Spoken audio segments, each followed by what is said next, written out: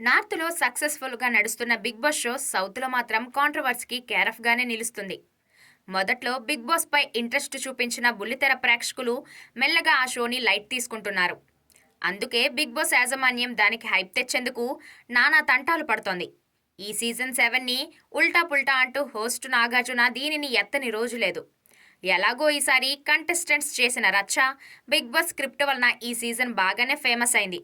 కానీ 'big boss' హౌస్‌లోకి వెళ్ళిన వాళ్ళు మాత్రం చాలా ముదుర్లు. అందులోనూ శివాజీ చాలా పెద్ద ముదురు. హౌస్‌లోనే చాలా మందిని మడత పెట్టి ఇంటికి పంపించిన శివాజీ సీరియల్ బ్యాచ్‌కి మొగుడు కింద తయారయ్యాడు. అమర్దీప్, శోభాశెట్టి, ప్రియాంక లాంటి వాళ్ళని తొక్కడానికి ట్రై చేశాడు. ఇక కొన్ని ఎపిసోడ్‌లో శివాజీ బిహేవియర్ అతన్ని మూడో స్థానానికి పరిమితమయ్యేలా చేసింది. హౌస్ నుంచి బయటకు వచ్చాక తనని లాస్ట్ 4 వారాల్లో బ్యాట్ చేసేందుకు 'బిగ్ బాస్' యాజమాన్యం ప్రయత్నం చేసింది.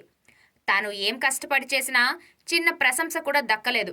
కానీ కొంతమందిని ఏం చెయ్యకపోయినా వారికి హైప్ ఇచ్చారు.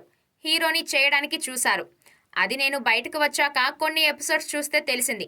కావాలనే చేశారు. బాబుగారిని కూడా అడగాలనుకుంటున్నాను. ఈ విషయంలో ఎవరితో తేల్చుకోవాలో వారితోనే తేల్చుకుంటానంటూ ఇంటర్వ్యూస్లో మాట్లాడుతున్నాడు.